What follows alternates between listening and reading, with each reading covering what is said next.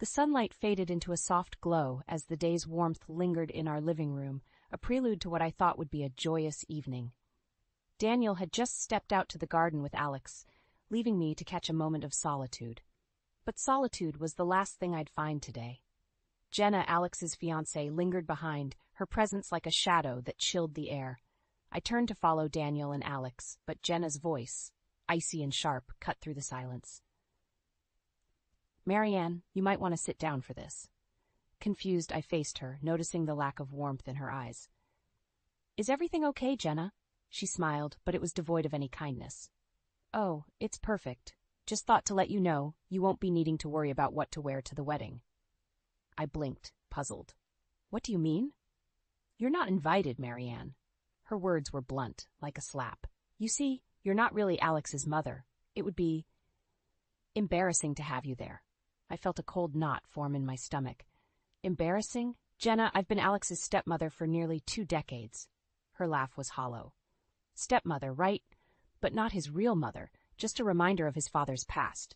We wouldn't want to complicate things with your presence." I staggered back, her words wounding deeper than any physical blow. "Jenna, Save it, Marianne. We've made our decision. This is for the best." With that, she turned, leaving me standing there, grappling with a mix of shock, hurt, and disbelief. Daniel's laughter floated in from the garden, a stark contrast to the tension inside.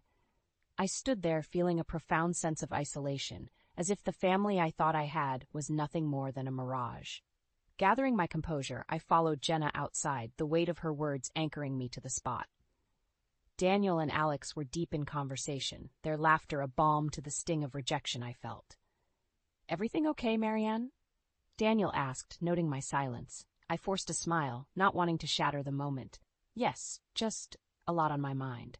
Jenna joined Alex's side, her earlier cruelty masked by a veneer of affection. I watched them, a family tableau I was no longer part of. The evening wore on, but the joy had evaporated, leaving a chill that no amount of laughter could dispel. Jenna's words echoed in my mind, a constant reminder of my place, or lack thereof, in this family.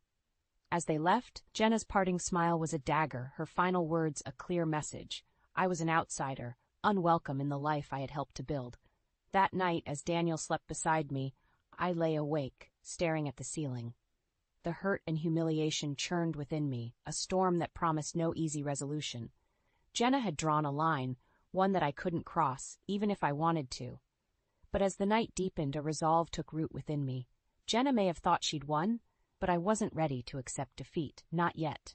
There was a part of me, quiet but unyielding, that whispered of retribution, a voice that said this wasn't the end but a beginning.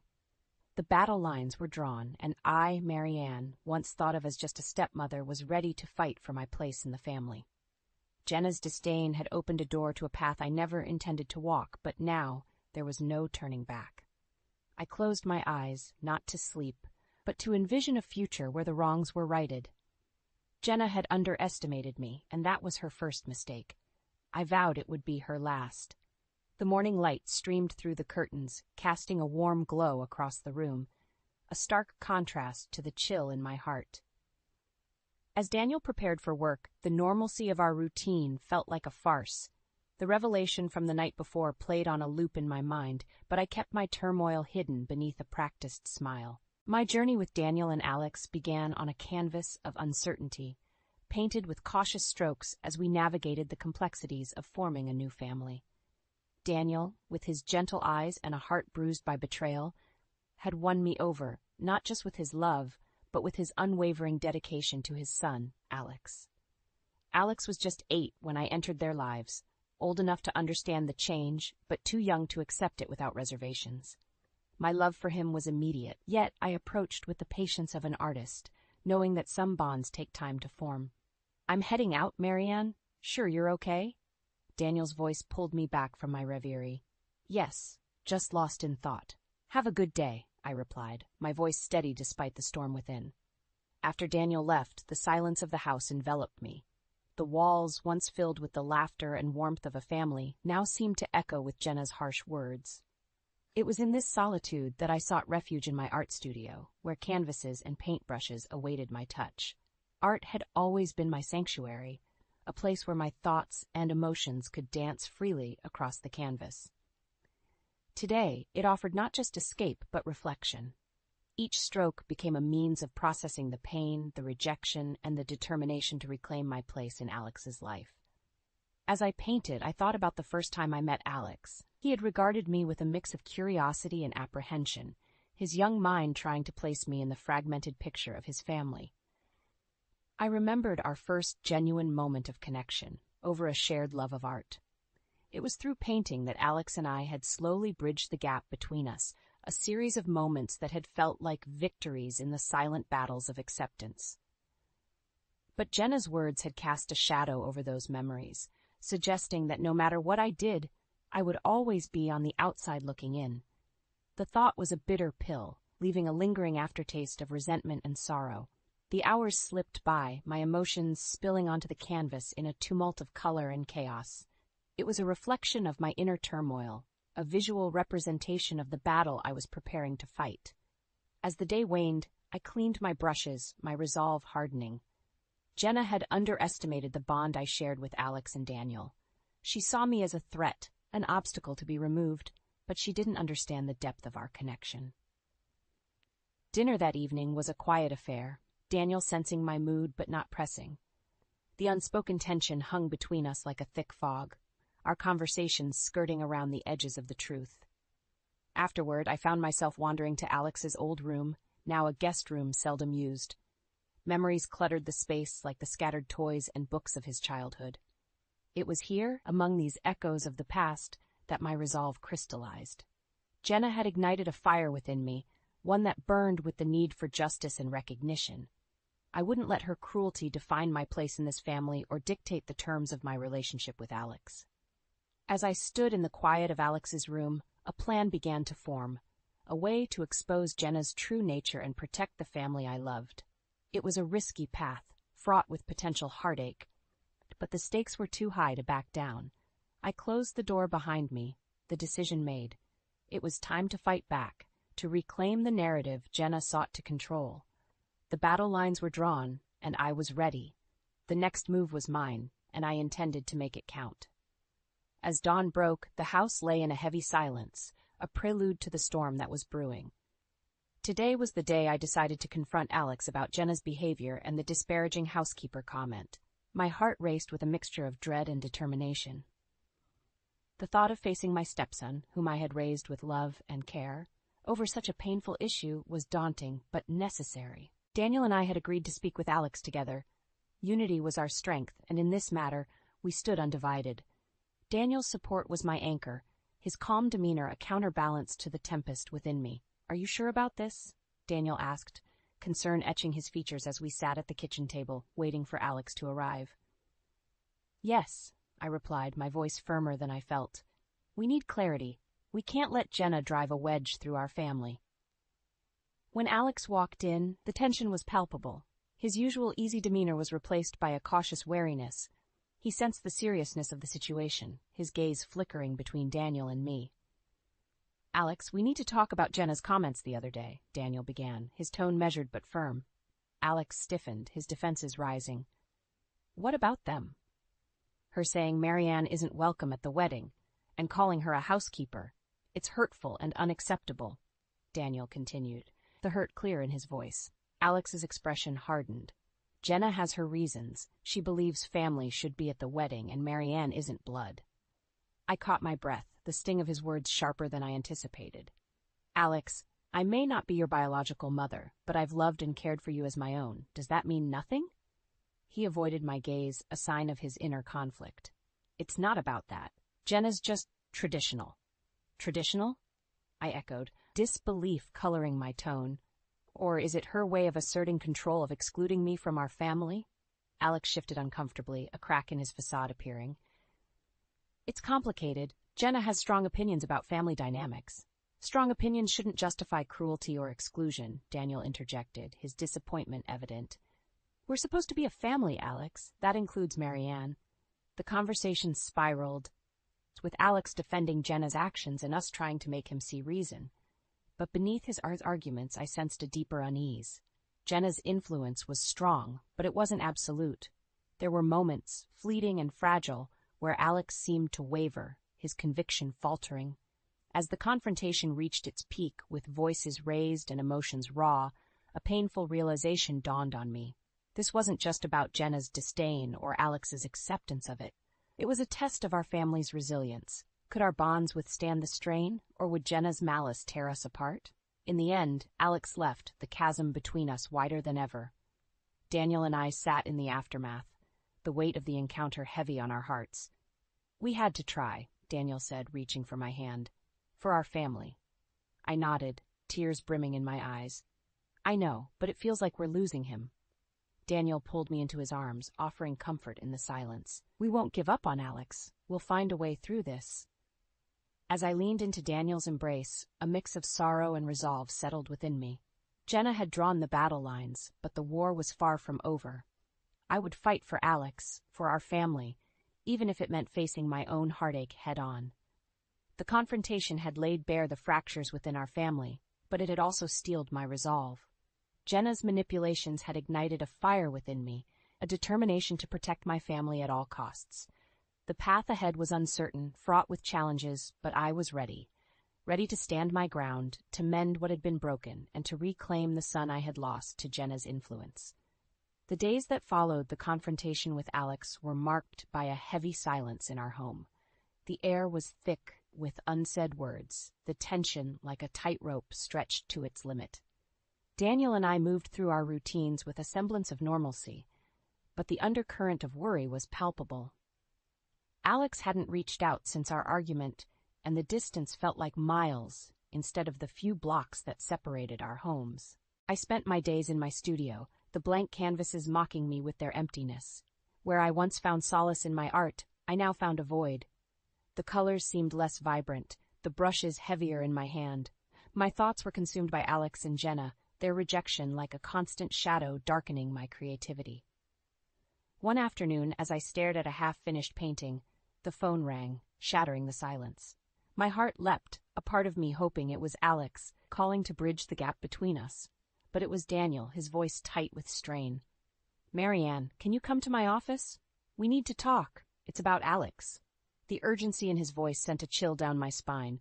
I agreed, the sense of foreboding growing with each step I took towards Daniel's office. When I arrived, Daniel was waiting, his expression grave. He ushered me inside, closing the door behind us with a sense of finality. "It's Jenna," he began, his voice heavy. "She's taken things too far." My heart sank. "What happened?" Daniel sighed, running a hand through his hair. "She's been spreading rumors about you in our community, claiming you're trying to sabotage Alex's future for your own gain. The accusation was like a physical blow, leaving me breathless. But that's absurd. Why would she do this?" "Control," Daniel replied, his eyes dark with anger. "She's trying to isolate Alex to make sure he's completely under her influence, and she's using you as the scapegoat." The realization was a bitter pill to swallow. Jenna wasn't just content with excluding me from their wedding. She wanted to erase me from Alex's life entirely. "What are we going to do?" I asked, the fight in me reigniting. I couldn't let Jenna's manipulations go unchallenged, not when our family was at stake. "We fight back," Daniel said, his determination mirroring my own. "We gather evidence of her lies and expose her for what she is." The plan was risky, fraught with potential fallout, but the alternative, standing by while Jenna tore our family apart, was unthinkable. We agreed to start by reaching out to friends and acquaintances to counter Jenna's narrative with the truth.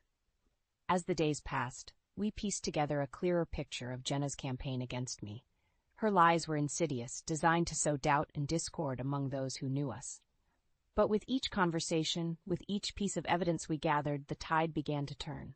People were hesitant at first, but as we shared our side of the story, their skepticism gave way to support. The work was exhausting, emotionally and physically, but it brought Daniel and me closer together. Our evenings were spent reviewing what we had learned, planning our next steps, and most importantly, reaffirming our commitment to each other and our family. Then, just as we were beginning to make progress, a bombshell dropped. Alex reached out asking to meet. It was the first communication we'd had since the confrontation, and my emotions were a whirlwind of hope and apprehension.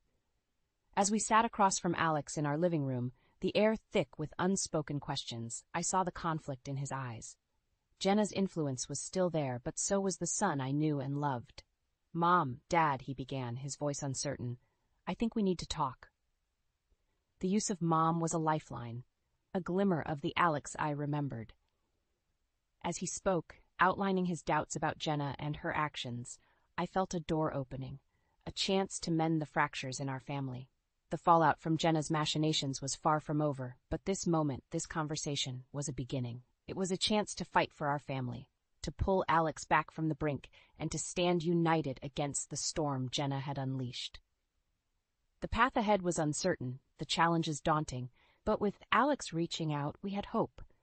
And sometimes hope is the strongest weapon in the battle to reclaim what's been lost. The days leading up to Alex and Jenna's wedding were fraught with a tension that seemed to permeate every aspect of our lives. Despite Alex's tentative outreach and his expressed doubts about Jenna, he seemed trapped in the inertia of the wedding plans, unable to break free from Jenna's manipulative grasp. Daniel and I had prepared as best we could for what we knew would be a challenging day. Armed with the truth about Jenna's deceit, we hoped to expose her before it was too late, to save Alex from a mistake that could very well ruin his life. The morning of the wedding dawned clear and bright, a stark contrast to the storm brewing within our hearts. We received a message from Alex, a simple plea for us to be there, despite Jenna's wishes. It was a sign that the tide might be turning, that Alex was beginning to see through Jenna's facade. We arrived at the venue with a sense of purpose, the evidence of Jenna's lies securely in our possession. The guests were milling about, a buzz of anticipation in the air. Jenna was nowhere to be seen, presumably preparing for her grand entrance. As we mingled among the guests, sharing polite conversation, I could feel the weight of the upcoming confrontation. It wasn't long before whispers began to circulate, fueled by Jenna's allies, painting me as the villain of the piece. But we had allies of our own, those who had seen through Jenna's charade and were willing to stand with us. We had planned to confront Jenna privately to avoid a public spectacle, but fate had other plans. Jenna made her entrance, radiant in her bridal gown, the picture of innocence. But the facade didn't last. As the ceremony was about to begin, Daniel stepped forward, the evidence of Jenna's lies in hand. The room fell into a stunned silence as Daniel spoke, his voice calm but carrying a weight that demanded attention. He exposed Jenna's manipulations, her attempts to drive a wedge between Alex and our family, and her cruel campaign of lies against me. Jenna's reaction was immediate and incendiary.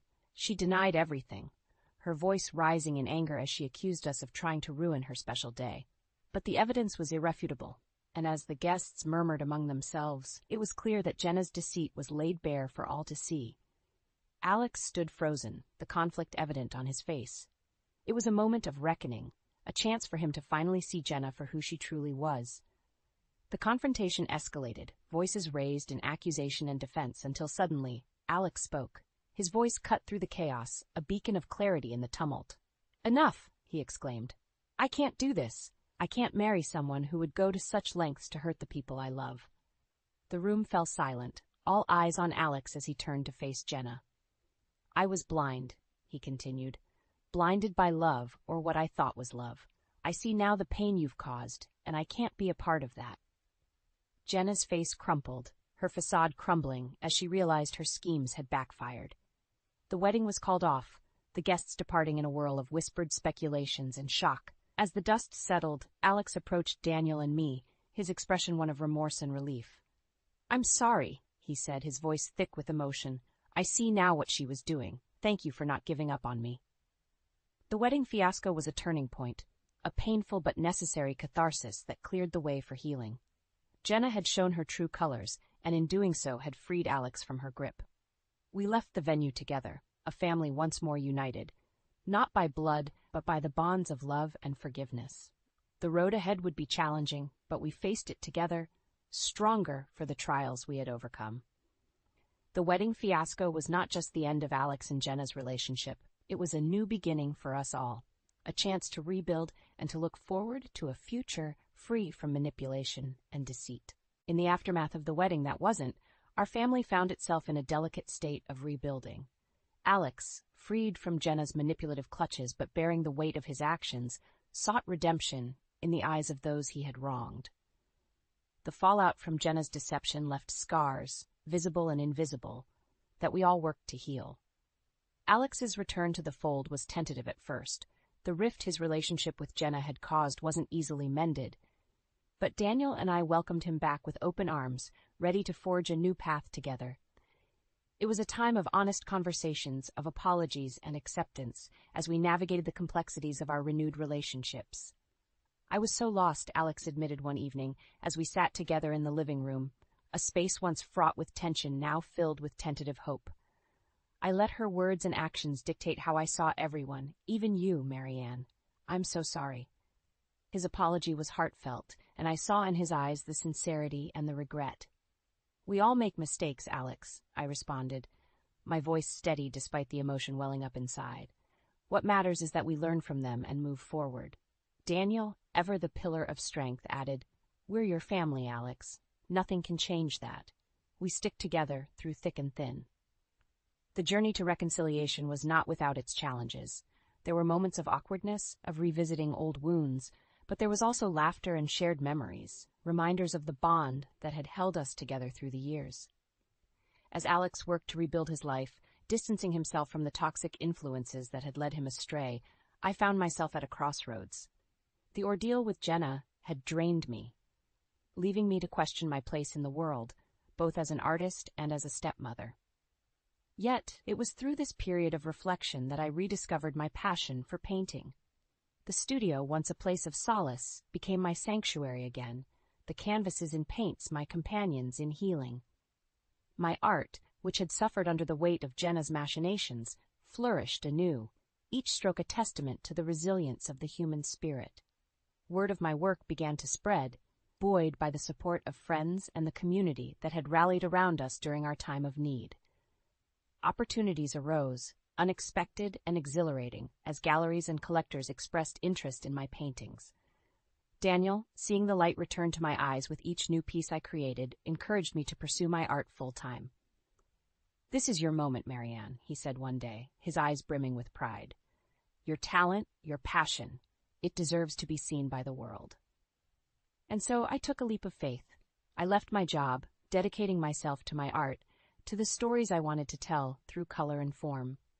It was a decision not without its fears and uncertainties, but it was one that felt right, a path forward that was uniquely mine to tread. The months that followed were a whirlwind of creativity and discovery. My paintings, once confined to the walls of our home, found their way into the hearts and homes of others, each piece a fragment of my journey, a celebration of overcoming adversity. Alex, too, found his way, embarking on a new career path that allowed him to use his experiences to help others. His relationship with Daniel and me deepened, the bonds of family strengthened by the trials we had faced together. As I look back on that tumultuous time, I am reminded of the power of forgiveness, of the strength found in unity. Jenna's attempt to tear us apart had, in the end, brought us closer together, a family reborn from the ashes of conflict. Life, like art, is a tapestry of light and shadow, of moments both bitter and sweet. In embracing the full spectrum of our experiences, we find the beauty in resilience, the grace in redemption, and the endless possibilities that await us on new paths. like3 Google usercontent.com AAFT5/AEFT5GBO5V7 Jericho KML7 Picoles 96C. The journey from the depths of family turmoil to the light of new beginnings was neither swift nor easy, but it was transformative. As I reflect on the path we traversed, I recognize not an ending, but a continuation. A narrative that extends beyond the confines of conflict and resolution into the boundless realm of growth and opportunity. In the months following our reconciliation and my commitment to art, our home became a testament to change. Where once there were echoes of discord, now resided peace and creativity. Daniel, ever my rock, embarked on his own journey of discovery, finding joy in supporting not just my artistic endeavors, but also in fostering a deeper connection with Alex. Alex's evolution was perhaps the most profound. Freed from Jenna's influence, he blossomed, embracing his true self with a vulnerability and strength that was both inspiring and heartwarming. His endeavors to help others, drawing from his own experiences of manipulation and redemption, filled us with pride. The bond between us, tested by fire, emerged stronger, a phoenix reborn. Our story, marked by the scars of betrayal and the beauty of forgiveness, had resonated beyond our immediate circle, touching the lives of those who had witnessed our struggle. The community, once a battleground of rumors and lies, became a network of support and admiration. The success of my art, once a distant dream, became a reality. Exhibitions, commissions, and accolades followed, each achievement a shared victory for our family.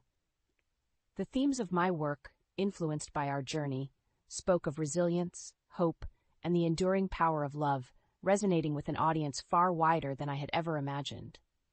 As I stood at the opening of my latest exhibition, surrounded by my family and the vibrant expressions of my soul adorning the walls, I was struck by the profound journey of transformation we had undergone.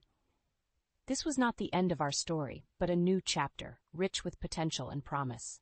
Daniel, with his unwavering support, and Alex, with his renewed sense of purpose, were by my side, not just as spectators, but as co-creators of this beautiful tapestry we called life. The trials we faced had not only tested, but ultimately affirmed the strength of our bond, teaching us that the essence of family transcends blood and conflict.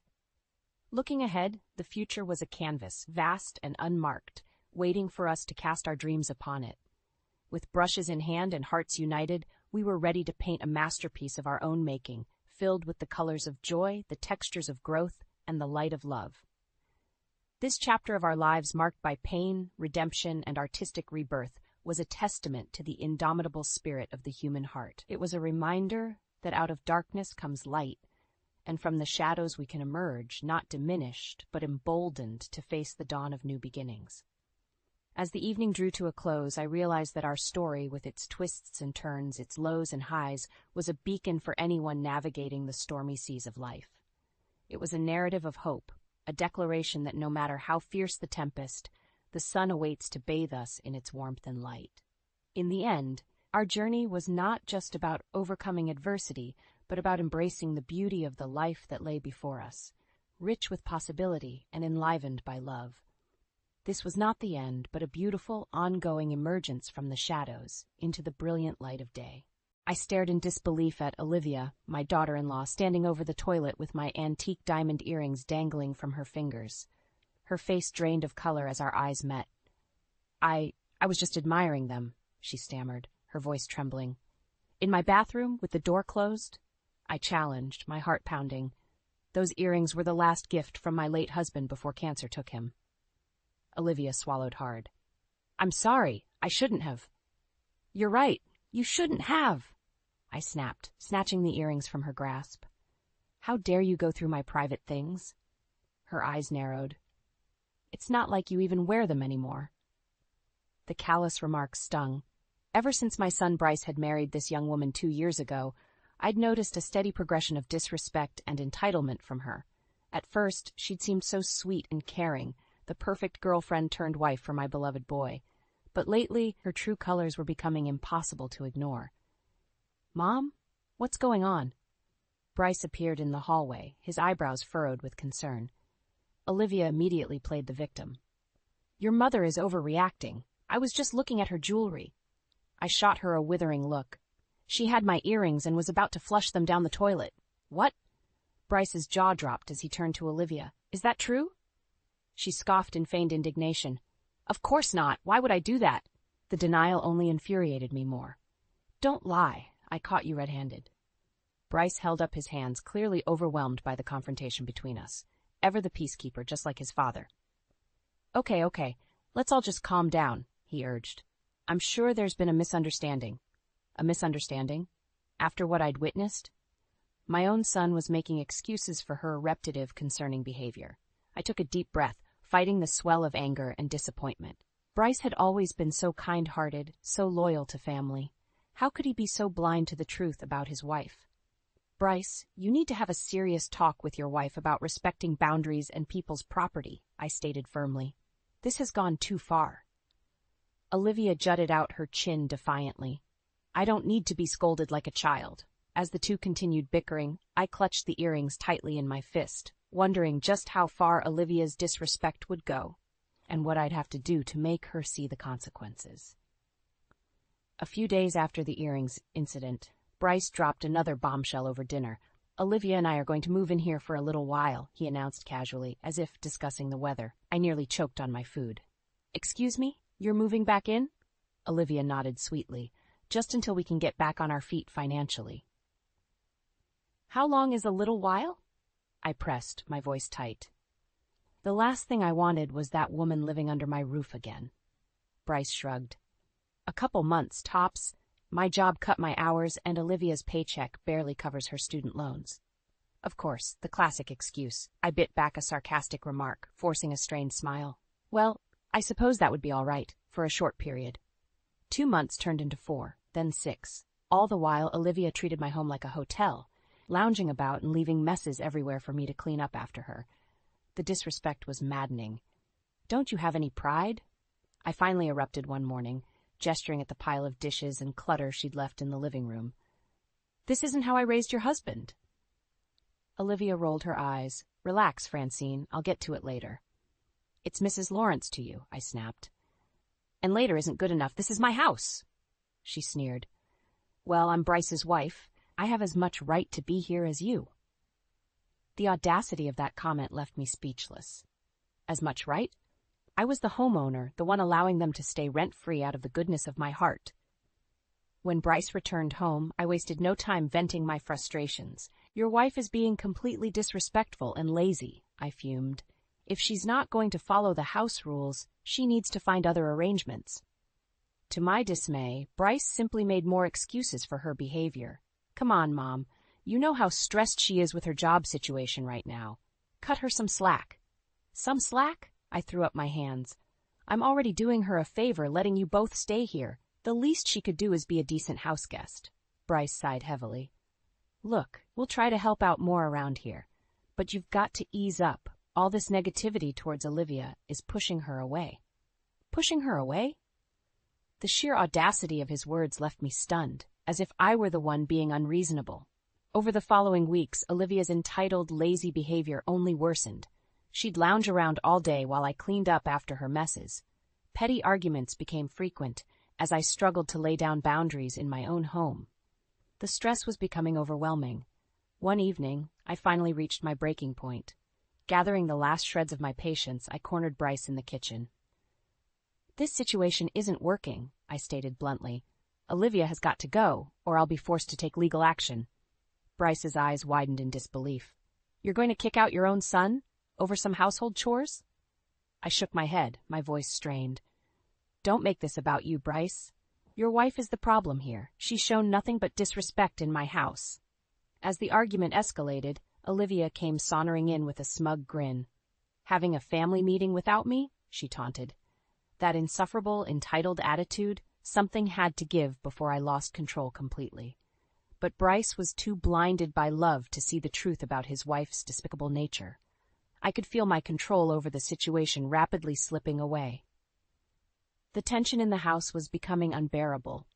Olivia's laziness and lack of respect only escalated, while Bryce remained stubbornly blind to her misdeeds.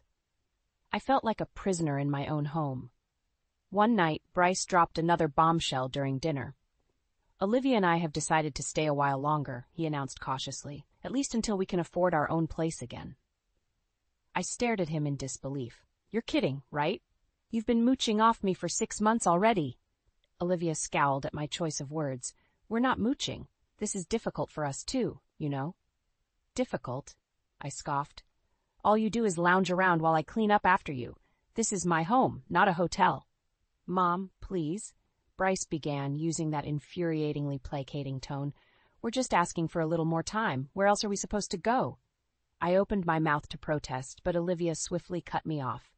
"Don't be so selfish, Francine. You have more than enough room here." The audacity, after everything I'd sacrificed to let them stay. "Selfish?" I shot back, my voice rising.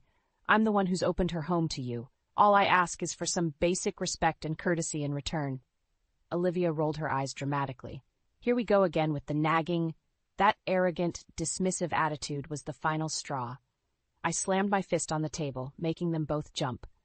"That's it. I've bent over backwards trying to be accommodating, but you've become nothing but an ungrateful freeloader, Olivia. I want you out of my house." Bryce immediately came to his wife's defense, as usual. "Don't talk to her like that. We'll find somewhere else if that's how you're going to be." "Good," I shot back recklessly. "At least I'll have some peace and quiet for once." We argued bitterly until Olivia abruptly stormed off in a huff. Bryce shook his head, looking utterly dismayed.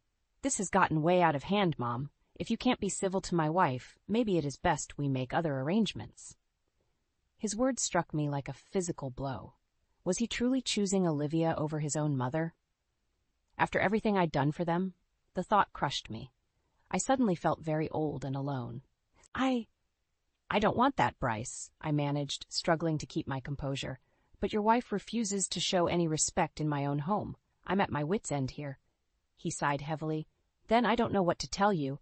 We're stuck in a bad situation, but Olivia is my priority now. I have to stand by her." Hearing him place that vile woman's needs over mine twisted the knife deeper. This was my own son, my flesh and blood, choosing an entitled, lazy freeloader over his own mother. I could no longer hold back the tears. "You'd really abandon your own family for her?" Bryce looked pained but resolute. "I'm not abandoning anyone, Mom. I'm just supporting my wife, like any man should." His naive loyalty sickened me. Couldn't he see how terribly Olivia was manipulating and using him? Using us both? As I watched him retreat to the bedroom, I felt a cold sense of dread creep over me. I was quickly losing control of the situation. And something had to be done before that awful woman took complete advantage. I may have been backed into a corner for now, but I refused to be bullied and disrespected any longer, not in my own house. If Olivia wanted a war, then I would give her one she'd never forget. In the days following our blowout argument, an uneasy truce settled over the house. Bryce and Olivia kept to themselves, while I seethed in private over her continued disrespect and laziness. The tension was suffocating. Then one morning, I noticed my diamond tennis bracelet was missing from its usual spot on my dresser. "Bryce," I called out, trying to keep the panic from my voice. "Have you seen my bracelet anywhere?"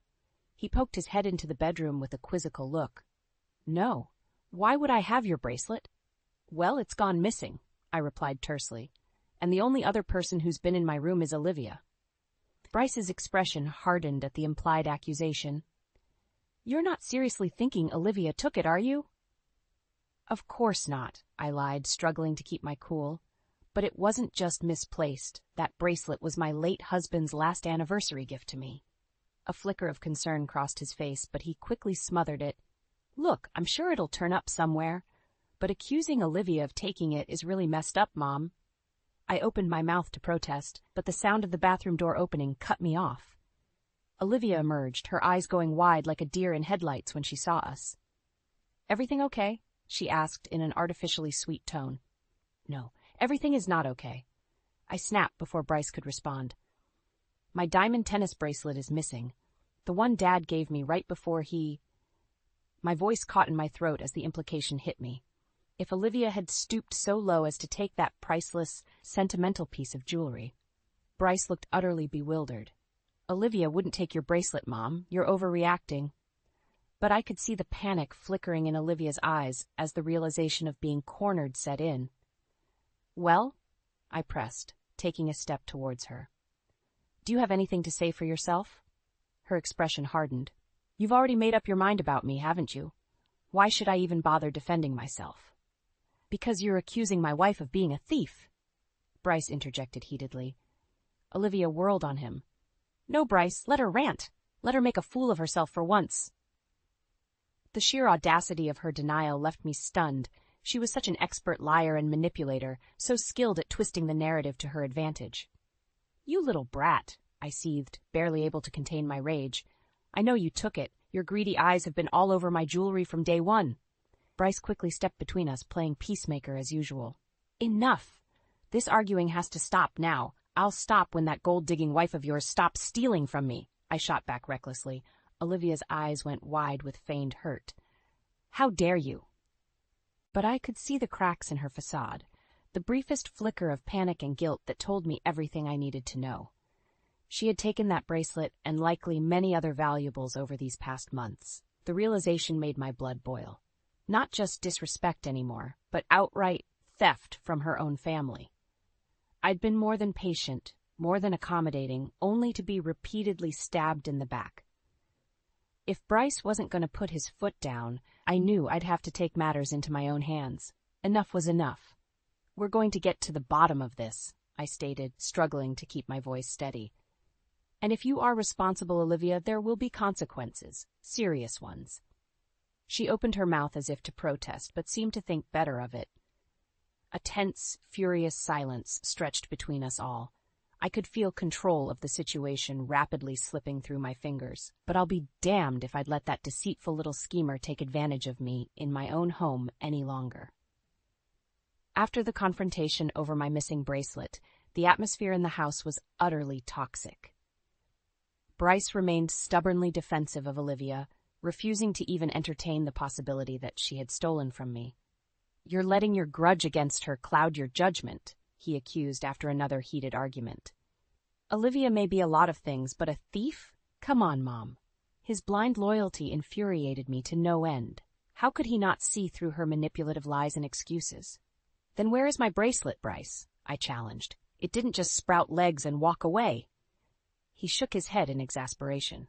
"I don't know, but accusing her with no proof is only going to further divide this family." Proof.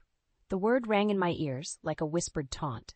If only I had undeniable evidence of Olivia's misdeeds to make Bryce see the truth. The thought gnawed at me over the following days until a possible solution emerged. If she was so emboldened to steal from me in my own home, chances were it wasn't her first offense. I needed a way to catch her red-handed. One afternoon, while Bryce was at work, I seized the opportunity to bring up the idea to Olivia. "Since my valuables keep disappearing, I've decided to install security cameras around the house." Her eyes went comically wide at my declaration. "You're joking, right?" I leveled her with a steely gaze. "Does it look like I'm joking? I won't have any more of my possessions stolen." Her expression contorted in outrage. "This is a massive violation of privacy. I am not going to be recorded in my own home." "Your home?" I arched an eyebrow. "Need I remind you that you're a guest here, Olivia? This is my house, my rules." She opened her mouth to protest further, but seemed to think better of it. Instead, she simply glared at me with undisguised contempt. "I'm not surprised you'd stoop to such extreme paranoid behavior," she spat. "Just remember, what's recorded can be used against you too." The veiled threat didn't rattle me in the slightest. "I'm a law-abiding citizen with nothing to hide. Can you say the same?" She flinched ever so slightly at the barb, but quickly regained her composure with a disdainful sniff. "Whatever, do what you want, you miserable old bat." The cruel insult stung, but I refused to show it. I would not give her the satisfaction. Over the next few days, I meticulously set up cameras throughout the main living areas, ensuring they captured every angle. Olivia shot me venomous looks whenever she passed them, but I didn't care. One way or another, I would expose her for the lying thief she was. Bryce, however, was livid when he discovered the cameras. "Are you kidding me with this, Mom?" he erupted. "Putting surveillance in your own home? That's a massive breach of trust. Your wife is the one who broke trust by stealing from me," I countered heatedly. "I have every right to protect myself and my property." He ran an exasperated hand through his hair. "There's no proof she stole anything. This is just your grudge against her, spiraling out of control." "Then the cameras will prove her innocence, won't they?" I challenged. He shook his head in disgust. "You're going way too far with this. If you don't take those down immediately, we're out of here for good." The words struck me like a physical blow. He was really going to abandon me. His own mother, over that deceitful snake of a wife? But even more than the hurt, I felt a cold fury settle over me. If getting hard evidence was the only way to make Bryce see Olivia's true colors, then so be it. I would do whatever was necessary to protect what was rightfully mine, no matter how far I had to go. Despite Bryce's outrage over the cameras, I refused to back down. If he couldn't see reason, if he insisted on siding with Olivia over his own mother, then I had no choice but to get proof of her deceit. Sure enough, it didn't take long for the cameras to expose her true colors. I was reviewing the footage one afternoon when I spotted Olivia slipping into my bedroom, clearly thinking I was out running errands. My heart pounded as I watched her rifle through my jewelry box, pocketing a pair of diamond earrings without a shred of guilt. White-hot fury coursed through me as the evidence of her betrayal played out right before my eyes. That lying, thieving little serpent. I stormed into the living room just as she was emerging from my bedroom, the earrings still clutched in her hand. She froze like a deer in headlights. You, I sputtered, struggling to find words amid my rage. Olivia quickly regained her composure, putting on an air of feigned innocence. Francine, I can explain. Save your lies? I roared, snatching the earrings from her grasp. I have you on camera, you deceitful brat, stealing from me in my own home. Her expression contorted into an ugly sneer. So what? You've treated me like garbage from day one. I was just taking a few trinkets as compensation. Compensation? I echoed in disbelief. For me opening my home to you out of the goodness of my heart? You're delusional. Olivia jutted out her chin defiantly. It's not delusional to expect a basic level of respect and decency, but clearly that's too much for a miserable, bitter old woman like you. The cruel insult felt like a slap to the face. Before I could retort, the front door swung open and Bryce stepped inside from work. His eyes went wide at the heated confrontation before him. What's going on here? I whirled towards him, earrings in hand. Your thieving wife is what's going on. I have proof, on camera, of her stealing my valuables. Bryce's gaze bounced between us, utterly bewildered. Olivia quickly tried to spin her web of lies. Francine is twisting everything. Those are my earrings, and she just barged in and attacked me. Don't you dare play the victim. I raged, feeling hot tears of fury burn in my eyes. I caught you red-handed, you ungrateful, entitled little... Enough, Bryce shouted, bringing the screaming match to a halt. He turned to Olivia, his expression hardening. Is it true? Did you steal from my mother? For a brief moment, I saw the flicker of guilt and shame cross her face before the mask of indignation slipped back into place. She's got her precious cameras rolling, Olivia spat bitterly. Why don't you see the proof for yourself? An uneasy silence fell over the room. Bryce looked utterly crestfallen, as if the reality were finally unavoidable. I need to see this footage, he said in a strained voice. Then we can discuss. His words trailed off, the unspoken implication hanging in the air, that this could very well be the breaking point, the moment where harsh truths and consequences could no longer be avoided. I felt a grim sense of vindication as I led them to the recorded evidence. My son would finally be forced to accept his wife's deceitful criminal ways. But even that seemed like cold comfort as the divide in our family grew ever wider. Olivia's greed and cruelty had brought us to this ugly crossroads, and I feared there would be no turning back, no matter how the chips fell. After being caught red-handed on the security footage, you'd think Olivia would have some semblance of shame or remorse. But that deceitful woman remained defiant and unapologetic as ever. So I took a few little trinkets, so what? She sneered when Bryce demanded an explanation. Your mother has been treating me like a prisoner in my own home. Bryce looked utterly crestfallen as the reality sank in. Olivia, you stole from my own mother. That's not okay, no matter how you try to justify it, she scoffed derisively. Don't play dumb, Bryce. You know how miserable and controlling she's been towards me. By letting you stay here rent-free? I interjected hotly. By opening my home to you when you couldn't support yourselves? Olivia whirled on me with undisguised contempt. Oh, don't act so high and mighty. You've had it out for me from day one, you bitter old... That's enough, Bryce shouted, cutting off her vicious tirade. He turned to me, his expression pained. Mom, I'm so sorry you had to go through this. I never imagined Olivia could stoop so low. His words should have given me solace after all her cruelty and disrespect. But they only filled me with dread over what vile act she might attempt next. Sure enough, in the following days, Olivia's behavior took an even darker turn. She stopped speaking to me entirely, shooting venomous glares my way while making snide comments under her breath, an unrelenting campaign of intimidation. Then the really twisted games began. First, it was little things, my belongings going missing only to turn up in bizarre places, my reading glasses stashed in the freezer, my sewing kit dumped into the toilet, juvenile pranks clearly designed to upset and unnerve me. When I tried confronting her about it, she'd play dumb with that infuriatingly innocent look. Maybe you're just losing your marbles in your old age, Francine. I knew she was responsible, could feel it in my gut. But without proof, Bryce seemed hesitant to accuse his wife of such cruelty. The final indignity came when I received a letter stating that an anonymous complaint had been filed against me for running an illegal boarding house out of my home. "This has gone too far, Olivia," I erupted after reading the sickening letter. "Trying to get me evicted from my own property? Over what, some stolen jewelry?" She blinked up at me with those big doe-like eyes. "Whatever are you talking about, Francine? I've just been keeping to myself like you wanted." The blatant lies and gaslighting were enough to make my head spin. How could someone be so utterly devoid of conscience or empathy? Bryce stepped between us, looking just as overwhelmed and dismayed as I felt. "Mom, you can't seriously think Olivia is behind that fraudulent complaint."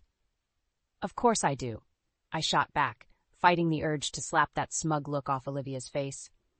"She's been tormenting me for weeks as payback for exposing her as a thief." Olivia's expression hardened like ice.